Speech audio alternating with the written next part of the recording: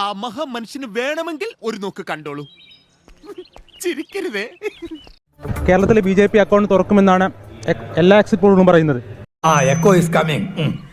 അല്ല, 2 ദിവസത്തേക്ക് BJPക്ക് കേരളത്തിൽ ഒരു MP ഉണ്ടാവും. നാളെയും മറ്റന്നാൾ വോട്ടെണ്ണുന്നവരെയും. ഇപ്പൊ കഴിഞ്ഞ നിയമസഭാ തെരഞ്ഞെടുപ്പിലെ എക്സിറ്റ് പോൾ വെച്ചാണെങ്കിൽ സഖാവ് MM മണിയും ഞാനും ഒക്കെ പരാജയപ്പെടുന്നതാണ് ആ എക്സിറ്റ് പോള്. അതൊക്കെ എല്ലാവർക്കും അറിയുന്ന.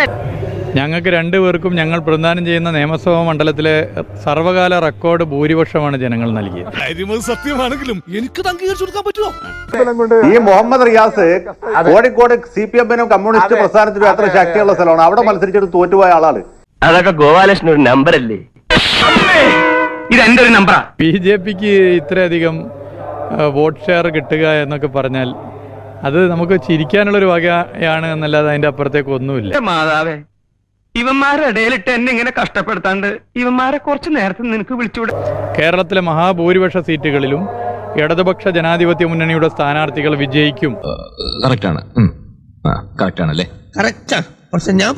പൊതുവേ തുടക്കം മുതലേ മാധ്യമങ്ങളെല്ലാം എടുത്തിട്ടുള്ള ഒരു സമീപനം LDF-നെ ദുർബലപ്പെടുത്താനാണ്. നമുക്കറിയാം. മുമ്പ് സംസാരിച്ച മഹത് വ്യക്തിയുടെ അഭിപ്രായങ്ങളോട് 100% ഞാൻ യോജിക്കുന്നു. ഭരണവിരുദ്ധ വികാരം ഉണ്ടായിട്ടില്ല. അല്ല, ഭരണം നല്ല ഭരണമാണല്ലോ, അഴിമതിയില്ലാത്ത. കേരളത്തെ സാമ്പത്തികമായി കഴുത്തു ഞെരിച്ച് മുറുക്കാൻ ശ്രമിക്കുന്ന കേന്ദ്ര സർക്കാരിനെതിരെ ആ പരിമിതിയിൽ നിന്നുകൊണ്ട് മികച്ച ഭരണമാണ് കേരളത്തിൽ നടന്നത്.